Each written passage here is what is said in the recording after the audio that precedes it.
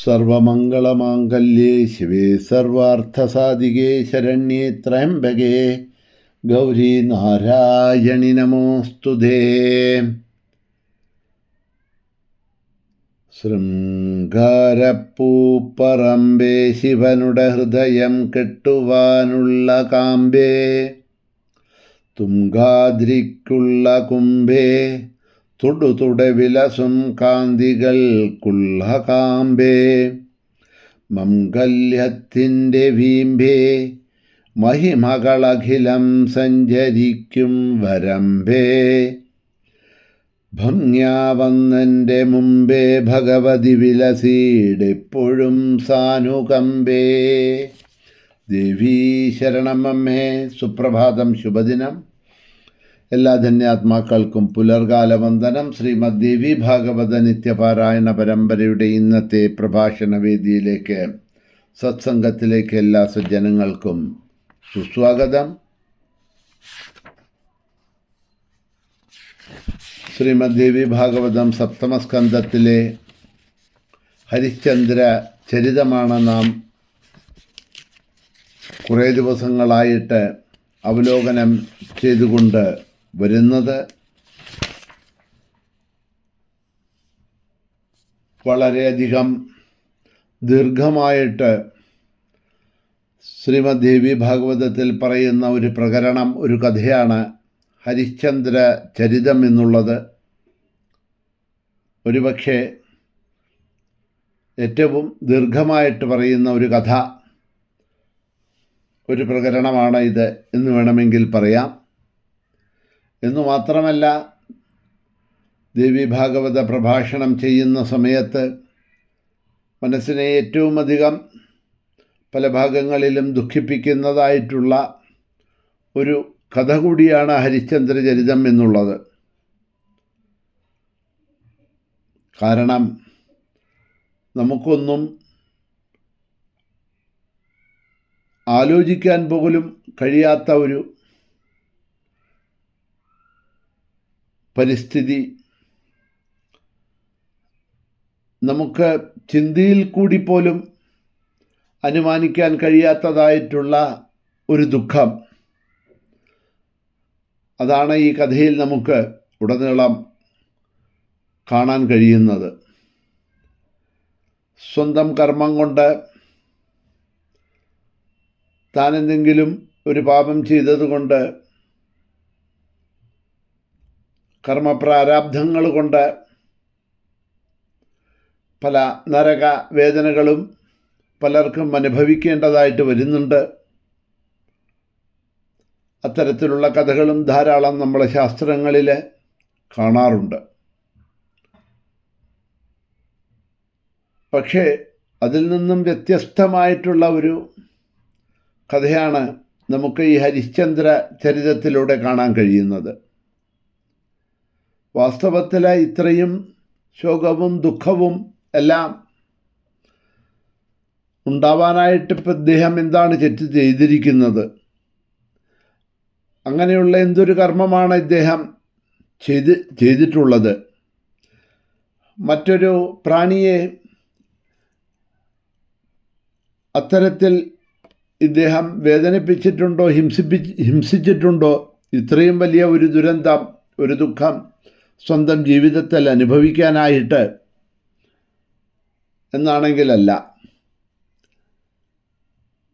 രണ്ട് ഋഷികൾ, വസിഷ്ഠനും വിശ്വാമിത്രനും തമ്മിൽ നടന്ന വാഗ്വാദവും തന്മൂലം അവരെ വെച്ചൊരു പന്തയത്തിനും വേണ്ടിയിട്ട് ഇവിടെ ഹരിശ്ചന്ദ്രൻ ഒരു ബാധിയാവുകയാണ് ചെയ്യണത്.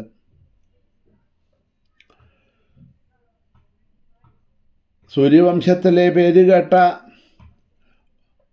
സത്യസന്ധനായ കർമ്മനിഷ്ഠനായ പ്രാണി മാത്രം എല്ലാവരിലും ദയ, കാരുണ്യം, തിദീക്ഷ മുതലായ സ്വഭാവങ്ങളോടുകൂടിയ അനേക യജ്ഞയാഗങ്ങളൊക്കെ ചെയ്ത ഹരിശ്ചന്ദ്ര ചക്രവർത്തി എന്ന് വേണം പറയാൻ അദ്ദേഹം. അങ്ങനെയുള്ള അദ്ദേഹമാണ് ഇപ്പോഴത്തെ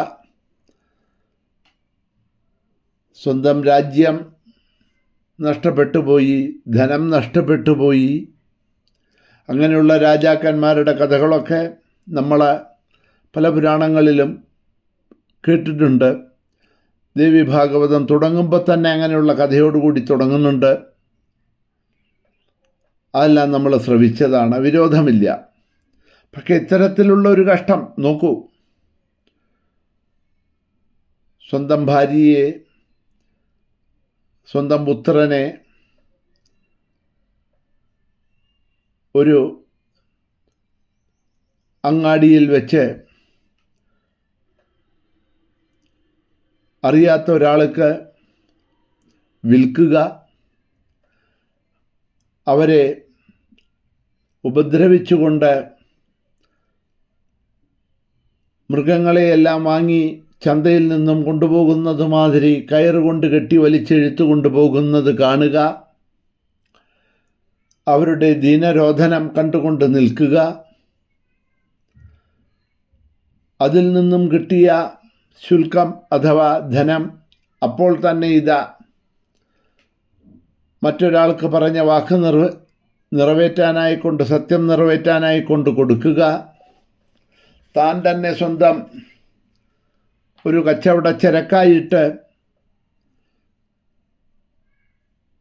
അങ്ങാടിയിൽ നിൽക്കുക, ഒരു ചണ്ടാളൻ്റെ ദാസ്യനായി തീരുക, ശ്മശാനത്തിൽ വന്ന് കാവൽക്കാരനായിട്ട് ജോലി നോക്കുക, ഉടുക്കാൻ വസ്ത്രമില്ലാതെ കിഴിഞ്ഞതും മുഷിഞ്ഞതുമായിട്ടുള്ള വസ്ത്രങ്ങൾ താടിയും തലയും വളർത്തിക്കൊണ്ട് ശരീരമാകെ പല പല ശവശരീരങ്ങളിൽ നിന്നും കത്തി കാറ്റിലൂടെ പറന്നു വന്ന് തട്ടുന്നതായിട്ടുള്ള ആ ഭസ്മം കൊണ്ട്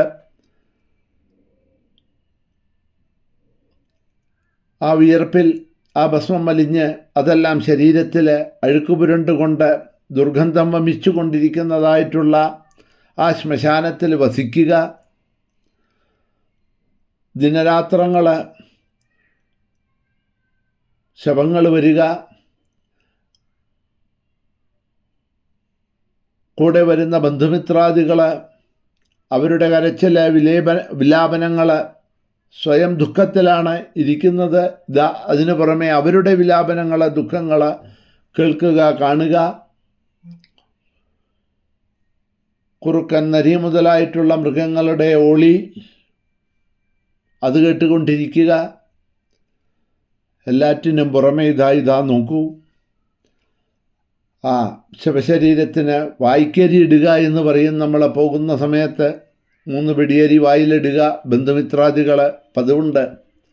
അതിനായിട്ട് കാട്ടിലേക്ക് കൊണ്ടുവന്ന അരി അതിട്ടതിന് ശേഷം ബാക്കി വരുന്നതിനെ വീട്ടിലേക്ക് കൊണ്ടുപോകാറില്ല, അവിടെ തന്നെ ഉപേക്ഷിച്ച് പോവുക പതിവ്.